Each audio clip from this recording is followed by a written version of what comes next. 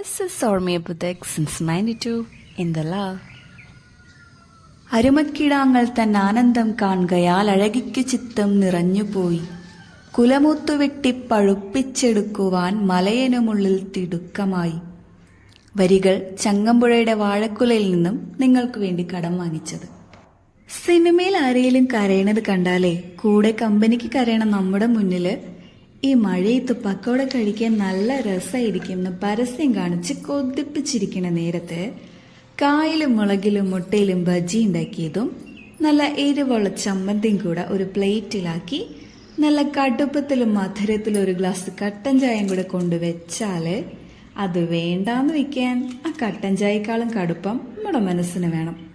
മമ്മൂക്കാന്റെ വാത്സല്യം കണ്ടാലും മജീദിന്റെ ചിൽഡ്രൻ ഓഫ് ഹെവൻ കണ്ടാലും ബജ്ജി ചമ്മന്തിക്ക് എരിവ് കൂടുതലാണെന്ന് പറഞ്ഞ് കണ്ണ് തുടക്കണ ടീംസാണ് നമ്മളെങ്കില് തെറ്റില്ല. പുറമെ പരിക്കനാണേലും ഉള്ളു പാവാണെന്ന് തോന്നണ നിങ്ങളെ പോലെയാണ് ഈ ബജ്ജി ഉണ്ടാക്കേണ്ടത്. ഉപ്പും മഞ്ഞപ്പൊടിയും ചേർത്ത് വെള്ളം കലക്കിയെടുത്തിട്ടുണ്ട്.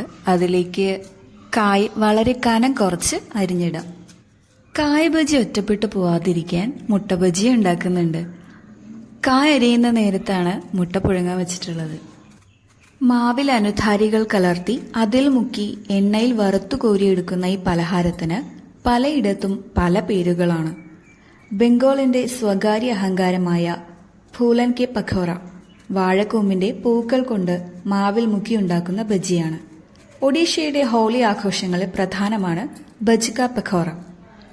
തനതായ ശൈലിയിലെ പനീർ പഖോട പഞ്ചാബിന്റെ സ്വന്തമാകുമ്പോൾ അയമോദക വാസന മേമ്പൊടിയായിട്ടുള്ള ഷെപ്പു ബജ്ജി മഹാരാഷ്ട്രയുടെ സ്വന്തമാണ്.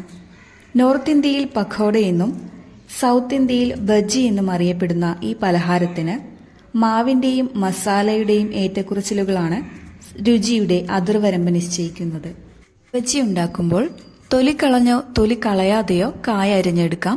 വളരെ കനം കുറച്ച് അരിഞ്ഞെടുക്കുന്ന ഈ കായ അരിഞ്ഞ ഉടനെ വെള്ളത്തിലോ ഉപ്പും മഞ്ഞപ്പൊടിയും കലർത്തിയ വെള്ളത്തിലോ ഇടുന്നത് കായിൽ കറ പിടിക്കുന്നത് ഒഴിവാക്കാനായിട്ടാണ്. കുറച്ചുനേരം വെള്ളത്തിലിട്ടതിന് ശേഷം ഒരു തുണിയോ അല്ലെങ്കിൽ ടിഷ്യൂ പേപ്പർ വിരിച്ചോ അതിൽ ഈ കായകൾ നിരത്തി വെള്ളമയം ഇല്ലാതാകുന്നത് വരെ തുടച്ചോ ഉണക്കിയോ എടുക്കണം. അതിൽ വെള്ളം ഉണങ്ങുന്ന സമയം കൊണ്ട് നമ്മൾ നേരത്തെ പുഴുങ്ങാൻ വെച്ചിട്ടുള്ള മുട്ടയുടെ തോല് പൊളിച്ച് അതൊന്ന് മുറിച്ച് വെക്കാം. 2 കോഴിമുട്ടയും 2 കാടമുട്ടയും എടുത്തിട്ടുണ്ട്. കാടമുട്ട മുറിക്കാതെ തന്നെയാണ് ബജ്ജി ഉണ്ടാക്കുന്നത്. ഇനി മാവ് തയ്യാറാക്കുന്നതിനായിട്ട് കടലമാവ്, കാശ്മീരി മുളക് പൊടി, കടലമാവിന്റെ 1/4 ഭാഗത്തോളം അരിപ്പൊടി, കട്ടക്കായം വെള്ളത്തിൽ കലക്കിയെടുത്തത് അല്ലെങ്കിൽ കായപ്പൊടി, കുറച്ച് ഉപ്പ് ഇതെല്ലാം ചേർത്ത് അല്പാൽപമായി വെള്ളമൊഴിച്ച് ഇഡലിമാവിന്റെ പരുവത്തിൽ കലക്കിയെടുക്കാം. ഇത്രയും ചേർത്ത് കട്ടകളില്ലാതെ മാവ് കലക്കിയെടുത്തതിനു ശേഷം ഒരു നുള്ളു ബേക്കിംഗ് സോഡ, ഒരു നുള്ളു പെരിഞ്ജീരകപ്പൊടി ഇത്രയും ചേർത്ത് ഒന്നുകൂടെ നല്ല രീതിയിൽ മാവ് കലക്കിയെടുക്കാം. ബേക്കിംഗ് സോഡ ചേർക്കാതെയും ബജ്ജി ഉണ്ടാക്കാം. തട്ടുകടയിൽ നിന്ന് കിട്ടുന്ന ബജ്ജിയുടെ അതേ രുചി കിട്ടുന്നതിന് വേണ്ടിയാണ് ബേക്കിംഗ് സോഡയും കട്ടക്കായം വെള്ളത്തിൽ കലക്കിയതും ചേർക്കുന്നത്. ബേക്കിംഗ് സോഡ ചേർത്ത് 5 മിനിറ്റിൽ കൂടുതൽ മാവ് കലക്കി വെക്കരുത്. ഈ സമയം കൊണ്ട് ബജ്ജിക്കുള്ള ചമ്മന്തി ഉണ്ടാക്കിയെടുക്കാം. അതിനായിട്ട് ഒരു സവോള, ചെറിയൊരു പച്ചമുളക്, സവോളയുടെ പകുതി തക്കാളി, കാശ്മീരി മുളക് പൊടി, ഉപ്പ്, വെളിച്ചെണ്ണ ഇത്രയും ചേർത്ത് നല്ലതുപോലെ നരച്ചെടുക്കാം. ഈ കൂട്ടുകളുടെ പച്ച ചുവയാണ് ചമ്മന്തിക്ക് രുചി നൽകുന്നത്. സവാളയുടെ ഞെട്ട് വരുന്ന മേളിലുള്ള വെളുത്ത ഭാഗം മുറിച്ച് മാറ്റിയിട്ടാണ് ചമ്മന്തിക്കായി അരച്ചെടുക്കേണ്ടത്. ആ ഭാഗം ഒഴിവാക്കിയില്ലെങ്കിൽ ചമ്മന്തിക്ക് ഒരു നേരിയ കയ്പ്പ് രസം തോന്നും. അരച്ചെടുത്ത ഈ ചമ്മന്തിയിൽ കുറച്ച് വിനെഗർ ചേർത്ത് അങ്ങനെ തന്നെ മൂടി വയ്ക്കാം. ബജ്ജി പൊരിച്ചെടുത്ത് കഴിഞ്ഞിട്ട് ചമ്മന്തി മിക്സ് ചെയ്തെടുക്കാം. ഇനി നമുക്ക് ബജ്ജി ഉണ്ടാക്കി തുടങ്ങാം. ആദ്യം മുട്ട ബജ്ജിയാണ് ഉണ്ടാക്കിയെടുക്കുന്നത്. അതിനായി മുറിച്ച് വെച്ചിട്ടുള്ള മുട്ടയുടെ മഞ്ഞക്കരു അല്ലെങ്കിൽ ഉണ്ണി മുകളിൽ വരുന്ന രീതിയിൽ മാവ് മുക്കിയെടുക്കാം. നമ്മൾ പുഴുങ്ങി മാറ്റി വെച്ചിട്ടുള്ള മുട്ടയിൽ വെള്ളത്തിന്റെ അംശം തീരെ ഇല്ലാതാവുമ്പോഴാണ് മാവ് മുക്കിയെടുക്കേണ്ടത്. വെള്ളത്തിന്റെ അംശം ഉണ്ടെങ്കിൽ ബജ്ജി ഉണ്ടാക്കാൻ എണ്ണയിൽ മുക്കുമ്പോൾ അത് പൊട്ടിത്തെറിക്കും. ബജി ഉണ്ടാക്കുമ്പോൾ എണ്ണയിലേക്ക് ഇടുന്ന സമയത്തും ഈ രീതിയിൽ തന്നെ ഇട്ട് കൊടുക്കാം.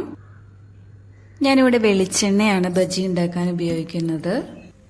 എണ്ണ നല്ലതുപോലെ ചൂടായി കഴിഞ്ഞ് മാത്രം നമുക്കിത് ഓരോന്നും നന്നായി പൊരിച്ചെടുക്കാം. മുട്ട ആദ്യമേ പുഴുങ്ങിയെടുത്തിട്ടുള്ളത് കൊണ്ട് തന്നെ നമ്മളിത് ഒത്തിരി സമയം എണ്ണയിലിട്ട് പൊരിച്ചെടുക്കേണ്ട കാര്യമില്ല. ഒരു 30 സെക്കൻഡ് വെച്ച് ഓരോ സൈഡും എണ്ണയിൽ പൊരിച്ചെടുത്താൽ മതി. എണ്ണയിലേക്ക് ഇടുന്ന സമയം ലോ ഫ്ലെയിമും എണ്ണയിൽ നിന്ന് ബജി പാകമായി കോരി മാറ്റുന്ന സമയം ഹൈ ഫ്ലെയിമിലും ആണെങ്കിൽ എണ്ണ ഒട്ടും കുടിക്കാത്ത ബജി ഉണ്ടാക്കിയെടുക്കാൻ പറ്റും. കാടമുട്ട കൂടെ പൊരിച്ചെടുത്തതിന് ശേഷം ഞാൻ കായ ബജി ഉണ്ടാക്കി തുടങ്ങാണ്. പണ്ടില്ലേ ജോലി കഴിഞ്ഞ് വീട്ടിലെത്തണ അച്ചായൻ്റെ സൈക്കിള് വീടിൻ്റെ ഉമ്മറപ്പടിയിൽ എത്തണേന് മുന്നേ നീട്ടിയൊരു ബെല്ലുണ്ട്. അത് കാതിലെത്തേ വേണ്ടു. അന്ന വിചാരം മുന്ന വിചാരം പിന്നെ വിചാരം കാര്യവിചാരം എന്ന് തോന്നിക്കണ പോലെ ഒരോട്ടം ഉണ്ട് മുറ്റത്തേക്ക്. അച്ചായൻ്റെ വലത്തെ കയ്യിൽ നിന്ന് പലഹാരപ്പൊതിയുടെ സാമ്രാജ്യം ഈ ഉള്ളവളുടെ ഇരു കരങ്ങളിലേക്കും ഏറ്റുവാങ്ങി ഉടലും ഉയിരും പോലെ അകത്തേക്കുള്ള ഓട്ടത്തില് പാതി വഴിയില് അകമ്പടി കൂടി ഒരവകാശി കൂടെ വന്നത്.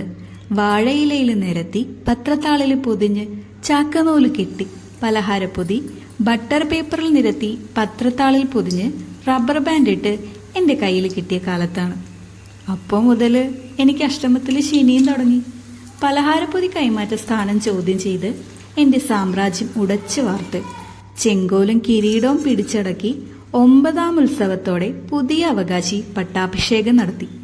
എൻ്റെ അനിയൻ. കാലം കുറെ കഴിഞ്ഞെങ്കിലും മുറ്റത്ത് അച്ചായൻ്റെ വണ്ടിയുടെ ഹോണടി കേൾക്കണ നേരം ബഹുതരാഹിഷ്ണുതയോടെ ബഹുവിധ ബേക്കറി ബോക്സുകളിലെ പലഹാര രുചികൾക്ക് വേണ്ടിയും ഞങ്ങളുടെ ഒളിമ്പിക്സ് റിലേ തുടർന്നു.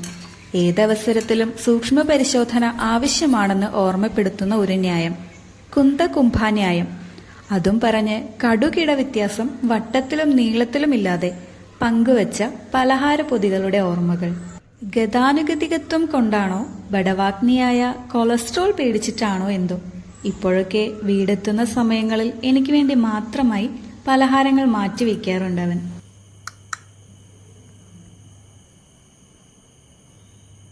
ഗഗനരോമന്ധന്യായമാണെങ്കിലും കുഴിയാന ഇഴഞ്ഞക്ഷരമാകും എന്ന് കേട്ടിട്ടില്ലേ?